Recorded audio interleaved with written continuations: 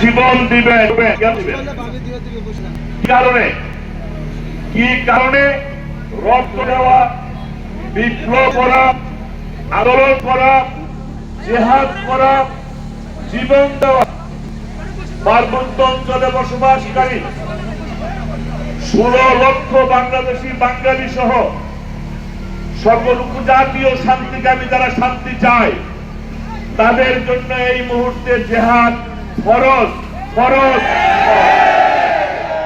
কারণ কি? এই কারণটা নিয়ে আমি একটু কথা বলবো। আমার এখানে অনেক সময় 18টা পয়েন্ট, আমি 2 মিনিট করে বলার চেষ্টা করব। কথাগুলো একটু মনোযোগ সহকারে শুনবেন। কেন জিহাদ করা ফরজ? আপনারা ইতিমধ্যে জেনেছেন মাইকেল চাকমা সরকারের কাছে সুপারিশ করেছে পার্বত্য চট্টগ্রামে পূর্ণাঙ্গ স্বায়ত্ত শাসন চায়।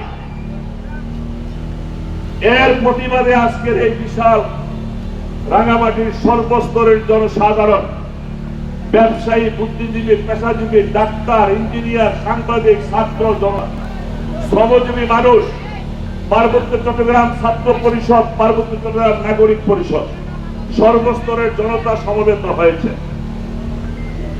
এই জিহাদ আজকে 52 বছর 54 বছর পর্যন্ত আমরা কিন্তু করতেছি।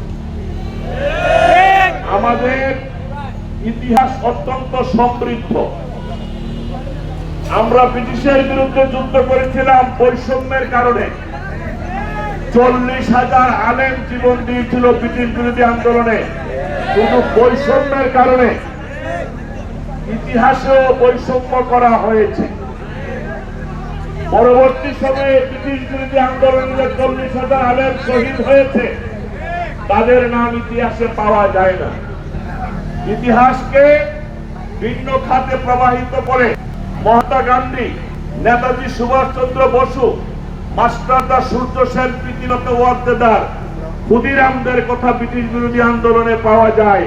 40,000 আলেমের কথা ইতিহাসে লিপিবদ্ধ করা হয় না, সেখানেও বৈষম্য করা হয়েছে।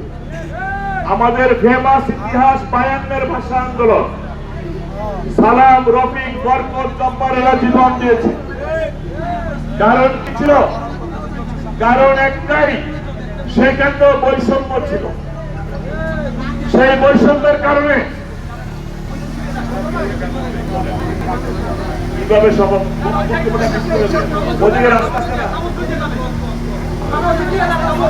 একটা অ্যাম্বুলেন্স যাবে, একটা রুগী পারলে একটু জায়গা করে দিয়ে বসেন। আপনারা বসেন,